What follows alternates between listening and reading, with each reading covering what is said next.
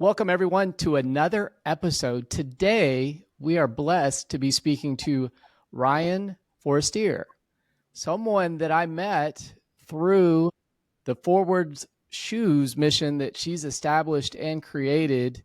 I don't know if it's in San Antonio. She hails from San Antonio, but I wanted to talk a lot more about that nonprofit that you've put together. You're obviously back in school at USC for your Mhm. second year playing basketball for the Lady Trojans. Yeah. Tell me about we'll talk about that in a second for those people that are interested in hearing about that. But tell me a little bit about Forward. Okay, so yeah, Forward is my nonprofit. We've had Forward for 3 years now, coming on three Okay. years, and in those 3 years, we've been able to donate over 600 pairs of brand new basketball shoes to Title I middle schools and under-resourced middle schools. And basically, Forward started because I was talking with my mom and one of my old teammates, and she was telling us how when she first started playing basketball, she didn't have the correct shoes, the correct means to play the game, and she showed up to her first workout, and she was actually getting made fun of. So she went home and she was like, "I don't want to do this anymore. Like, I don't want to play." And not only is this my sister for life because I met her through basketball, but basketball opened so many doors for her, and she now plays at the Division 1 level, and it has honestly changed her life for the better. So after that, it kind of just sat with me because I was like, that should never be a reason that someone quits playing or doesn't even start playing the game that can possibly impact their life for the better. And so then with that, I sat down with my mom and we did some research around the city and even around the country, and we found out that over 85% of Title I middle school girls, they don't have the correct shoes to play the game of basketball. So they're playing in running shoes, they're playing in Keds, they're playing in whatever shoes they can kind of get their hands on. And this just impacted me because I don't think financial should ever be the reason, like I said, that someone doesn't start playing or stops playing the game that they could possibly love. And so Forward's mission is just to provide all these young women and empower these young women with shoes. And it goes way beyond shoes because not only do they get this sense of empowerment, but they get to keep playing the incredible. I'm a little biased, but I think basketball is one of the best sports in the world. So it just gives them the chance to do that. And obviously, I feel like any part that I can have to help grow the game, I love to do that. So I feel like it's also my job to help grow the game, just being a part of women's basketball and how much it's helped me and how much it's improved my life and helped change my life for the better. I just feel like it's my job to pass it on to the next generation. So that's Forward and that's our mission. No, it's pretty awesome. I'm going to show a couple of pictures in a second. You're probably one of the few families in history, certainly in the state of Texas, where you have a mother daughter combo that are all state. Fair enough. Really? I didn't know that. Yeah, They're my mom knows not how to many. do it, but we she can't guard me, so it's fine. Okay. Do you remember the age at which you first played and beat her? Was there a moment? It was always horse. Okay. I used to lose at first a lot though, but I don't She remember. was pretty good in her own right. That lady knows how to shoot the ball for sure. Yes. She knows Yes. how to shoot. So I would say I don't know. I think high school is when I definitely started like chipping her off and started winning more consistently. I gotcha. And just to share a quick backstory, the reason I found you, obviously competed and played against her in summer leagues. We were playing, as I mentioned, I was more an all district level, and we would pick teams during summer league, like Mhm. just pickup games, full court when they'd open up the gym for us to play. Mhm. And I was usually right there. I didn't feel bad or good if I got picked before or after her because I knew I was right there at that level. She was a couple of years ahead of me, and Mhm. her teams went to the playoffs. Your teams went to the playoffs. And, it was interesting. I found your nonprofit. My wife had just retired from middle school, and one of the people at the middle school passed away. And in lieu of flowers, they said they'd like you to donate something to some charity that makes sense. And so, Mhm. since they were in middle school and since he was a coach, that's where I happened upon your website with all the information, all the stuff that you're doing out there. And I know you've told us a little bit about it, but I'm going to share some pictures here and ask you to share kind of this is the website. Maybe I'm going to scroll around a little bit. you've got some San Antonio connections if you've got the Coyote there, and your tagline is inclusion, dignity, play, and you alluded to that earlier. Do you remember this particular event? There you are, front and center. Yes, that was our first ever shoe donation. Okay. That was actually, I would say, probably top 5 moments in all of my life. Like, it was just so Wow. inspiring, not only because of how grateful the girls were, but just to see, like, not only how excited they were for the shoes, but just the inclusion of the team and the sense of family that was in those young girls alone, and then the empowerment they felt playing basketball. It was just so inspiring to see. For sure. And there's some videos here, there, and there's some merch too. There Any is some merch. That's We raise our money through t-shirt sales. We do camps, which should be also on our website. We do take donations, of course. Yeah, direct donations as well. Here's a couple of the sponsors. And then I know I don't want to say his name incorrectly, but you're connected with the Spurs there with Jacob. Go ahead and finish that out. Jakob Podol. There you go, Jakob. See, I didn't even get Jacob right. So No, I yeah, know he went off in one of the games where he made an incredible number of 3-pointers, but you're able to connect with him. It seems like you got the Spurs, you've got the community behind you. yeah. Anything else you want people to know as they take a look around that particular website? For sure. Just go to our website, buy a shirt, make a donation, help us grow the game and empower these young women. But yes, we work with Spurs. The Spurs have been incredible. And honestly, another thing that's super inspiring just throughout the process of this nonprofit is just seeing the sense of community in the basketball world, and how much not only the city of San Antonio, but everyone in the basketball community who has been so willing to give back and to pay it forward, which is the reason we named it Forward. We just want to give back, and that's been awesome to see. But we are also a 501c3, so have that paperwork. We're an official nonprofit, so we I get gotcha. That's a big deal. It's tough to Mhm. get. But and then, like you said, being in the community, these are not small occasions. You're doing the work. I mean, this is in May. You can tell that you're enjoying yourself, or so it seems. You're smiling at somebody. It was super fun. Yeah, we had our camp there, and we had coaches, San Antonio high school coaches, help us run the camp, and awesome players in the city who also helped. Some of my old teammates, some of my former competitors, Oh just yeah. in the basketball community willing to give back and pass it forward to the next generation was awesome to see. So, and there's a great photo of all the people that it seems like were involved on that particular day. So you're out there, you're getting it done. Mm-hmm. I think the place I want to go to next is you're around all these greats in basketball. Tell me about some of the greatest players you've played against or played with thus far in your career. Mm-hmm. And it sounds interesting to say that, right? Because you're a sophomore in college, but Oh you've my been God. around some greatness almost every day, huh? For sure. It's hard to not mention the team that we had last year, and honestly the team we had now. But since I played a whole season with the team last year, I'll just talk about them. All of them incredible players. We had Kiki Arioffen, Juju Watkins, Talia Von Ohoffen, Rhea Marshall, Kennedy Smith, Malia Samuels, Kaylee Heckle, Avery Howe, Aaliyah Gales. Everyone on that team was just incredible in their own way, and being around them, not even the fact that they're such elite players on the court, but they're such elite people off the court that it's hard to not be a better person just being around them and being a better player, seeing them play and playing with them. So you kind of became known, if you will. Let me see if I can find this shot for this image. And speaking of elite, your team made it to the Elite Eight, right? We did. And then this got picked up taken by USA Today. And you mentioned, I don't know how many of the teammates you mentioned are actually these teammates, but the thing that people may not notice is the smaller image kind of there below your feet. And you kind of have this like marketing thing about you where you seem to say and do the right things at the right times. So I'm gonna give you credit for that because you lost a teammate, a Juju, to an injury, and this was the game you won. Tell us more about the Funko Pop and how that whole thing seemed to like become so popular.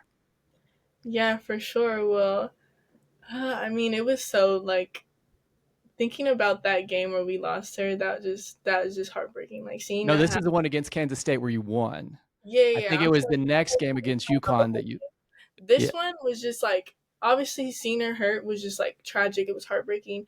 Then hearing that like she wasn't gonna be able to make it to the next game with us was just obviously like a big loss. So I try to bring her around in her own little way. So yeah, we had her little Funko Pop there on the sideline.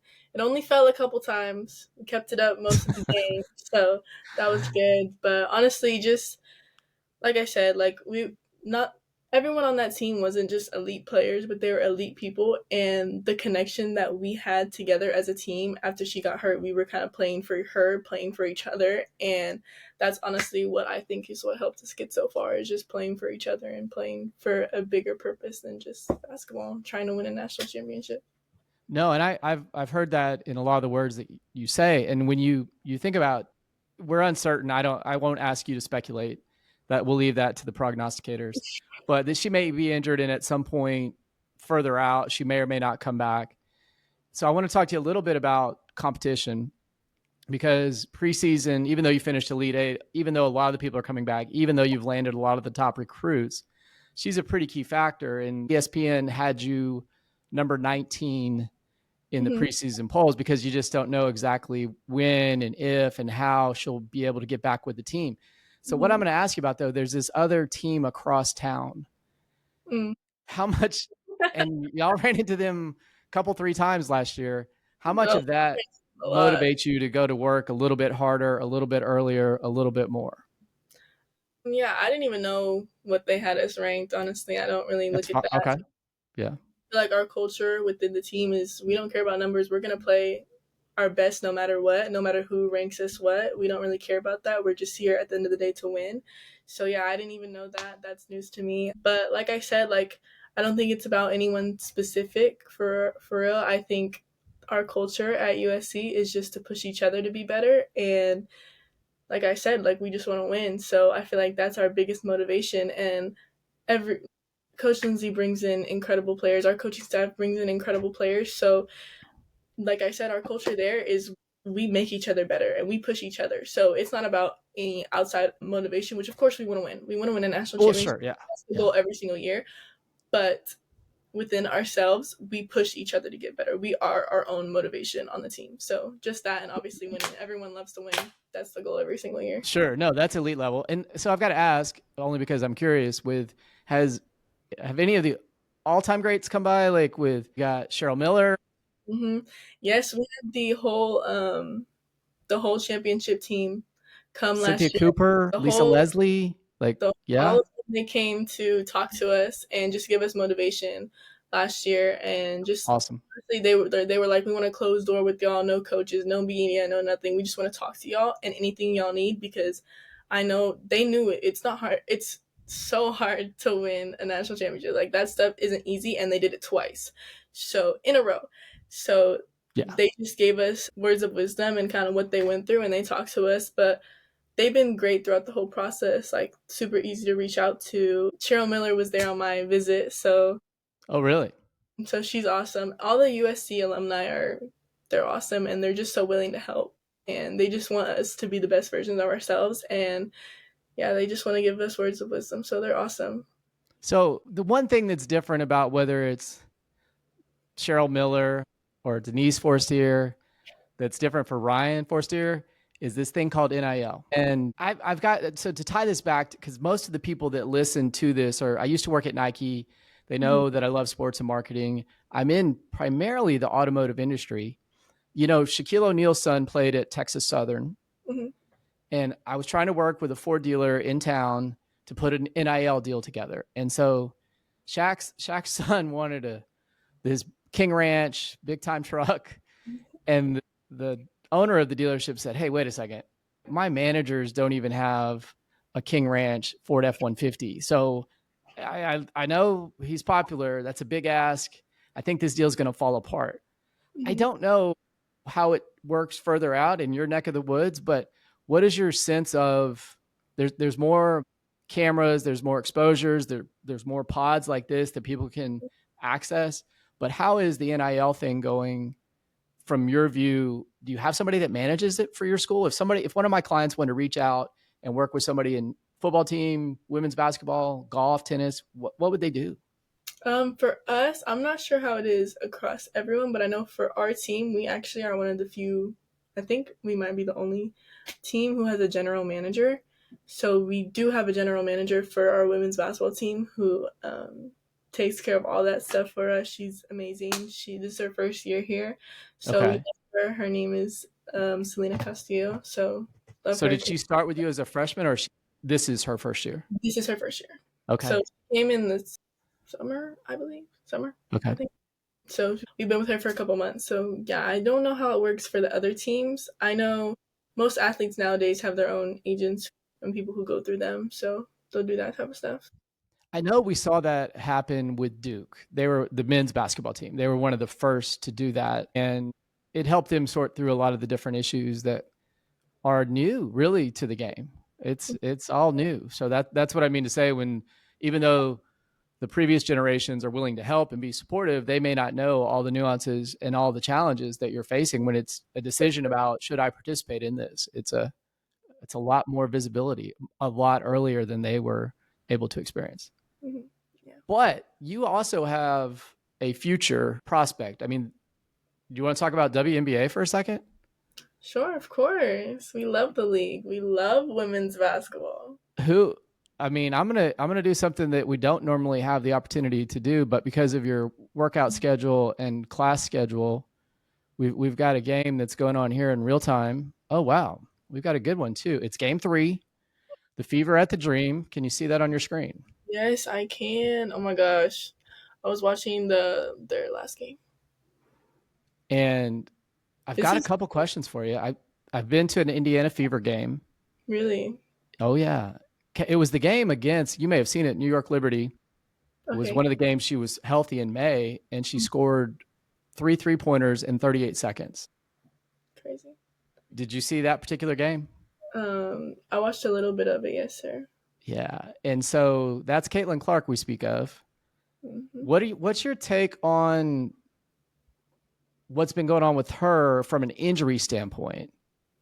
Yeah, I mean, injuries are rough, but I know she's a great athlete, and all athletes want to persevere through any injury. Like we all think we're invincible until we can feel that we're not. So that's unfortunate. I pray for all athletes who face injuries that they can get through that and persevere through that. But I know she'll be fine. And I just think it's incredible how Indiana has persevered, like the whole team has persevered through so many injuries. They've had a unfortunate year with that, but I mean, look at them. They forced a game 3, so No doubt. And Kelsey Mitchell's been on fire. Like she's had quite the year. I know she was a previous number 1 overall pick, but she's first team all WNBA this year and for has sure. really carried the team. I do know, I was going to ask you about this. Are you familiar with Sophie Cunningham? I am familiar with her. She was one of the players that were injured, and there was this talk at some point where Caitlin was not getting a lot of calls from the refs. She was getting a lot of physical play from the other teams, and Mm-hmm. at one point, Sophie stood up to she took a hard foul on Mm-hmm. somebody who'd put a hard foul earlier on Caitlin. Did you happen to see that previously? Um, I want to say yes, but they take every hard foul in the WNBA and blast it on social media, Oh, so they do. they for sure do that. But so So here is my question for you. We found out after the fact, or at least I did, that Sophie was a 5th-degree black belt, and then I was like, wow, that's not somebody you want to get in a fight with. And then I heard, I what's that? only made it to one day of karate when I was a I kid. heard, yeah, but I heard you've done some boxing training. Is that possibly? Yes, I have done some boxing training. What tell me what that's like, what your thought is there and how you got into that. So my mom has always just loved boxing, not even as just a sport, but just as an overall workout, because those boxers have to be in the best shape of their life. Yeah. And I think for me, it was not only like an amazing workout for me to do outside of basketball, but it also teaches hand eye coordination, which You need that for basketball. You need that for basically every sport. And then it also just teaches you a different type of toughness because, like Mike Tyson said, everyone has a plan until they get punched in the mouth. So it kind of teaches you that, especially when you get punched in the face and you're extremely tired. You have to keep going. So it definitely taught me a new mental toughness as well as being an incredible workout to just do. That's good. Now, you're competitive, you work out, you do a lot of things. Mm-hmm.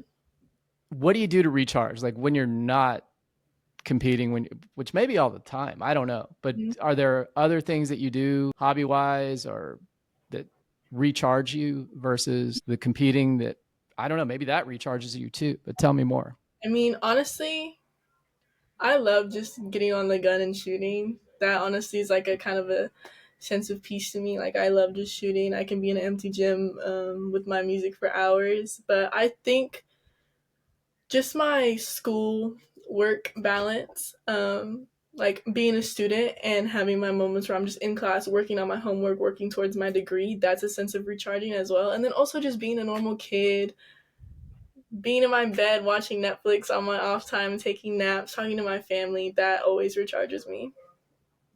Gotcha. So I was going to show a video where I it was filmed. You're going to have to. I'm going to set it up a little bit, and you're going to have to take this home. I Okay. found it where your freshman class, a group of competitive people. See, there's this thing. Okay, I'll call it confidence, Mm-hmm. and some would call it poise. But when you get in a moment, like when you scored 62 points in the game, right? And I know that was then, and college is different. Believe you me, do I know?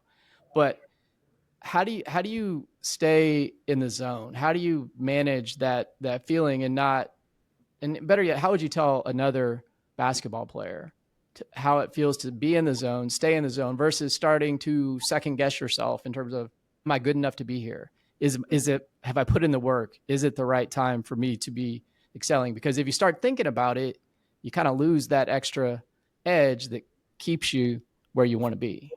Can you speak to that?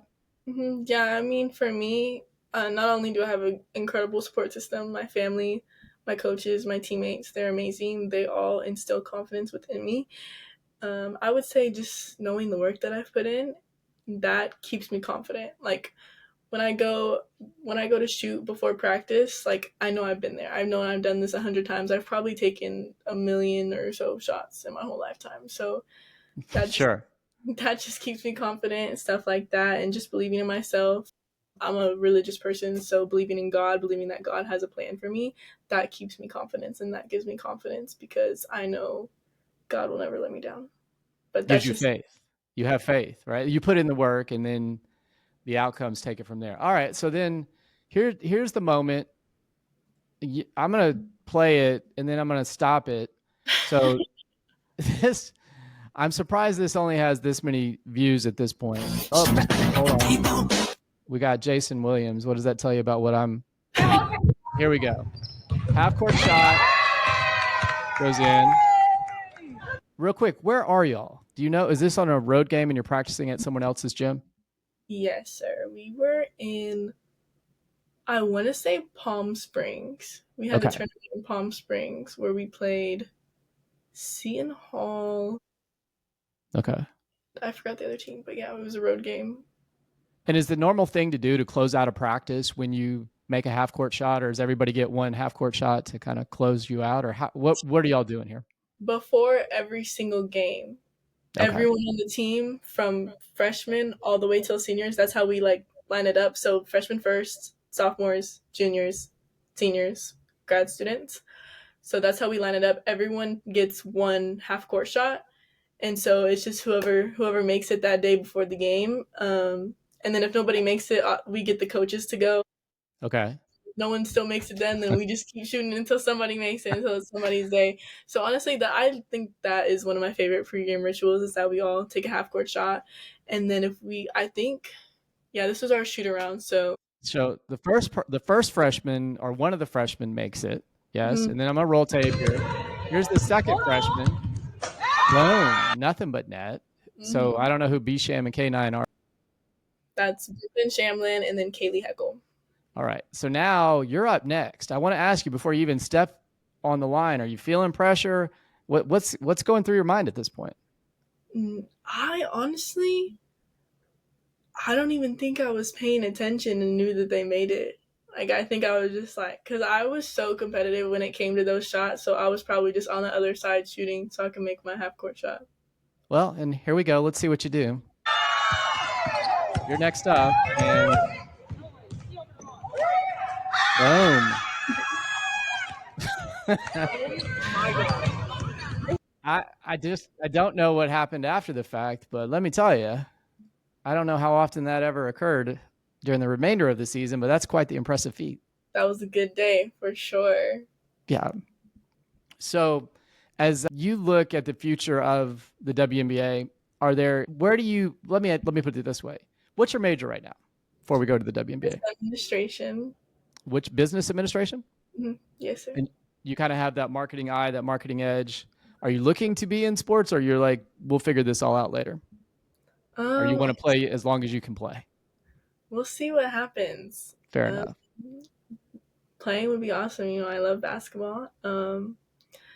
I'm taking some law classes right now, so law school could be an option too. So we'll see where the wind takes me. Yeah, keep the options open, win a national championship, and go from there. That's it. That's the goal. It's a great goal. Anything we can do to support you, would love to be able to. Also want to support your charity. I'm going to donate these pair of Kobe prototype shoes. They're the Proto 5s, I believe. Mm-hmm. They're the ones that Caitlin Clark put on sneakers a few months ago. I was fortunate enough to get a pair. They are unworn. They've been a display item on the back of my podcast, but I thought, what a great way to contribute to what it is that you're doing. Give it to you. You can use them, wear them, practice in them, give them to somebody else. And I'd also like to make a $500 contribution to what you're doing on behalf of the automotive community and all the dealers that support NIL athletes like yourself out there. So I hope you'd be okay with that. That means the world to us, not just the support, but just you allowing us to help grow the game and you being the awesome person you are. That means the world to me. Thank you so much. Well, you're welcome. And we're excited for you. If, as things come up and opportunities to support you present themselves, we'd love to be able to do so. We're just excited for what you're doing for the community, what you're doing at USC, what you're doing for the game of basketball, and the confident way in which you do it is just impressive. We appreciate you. Thank you so much. I appreciate you. That means everything to me. Thanks, Ryan, for being on the show today. Have a great season. Thank y'all for having me.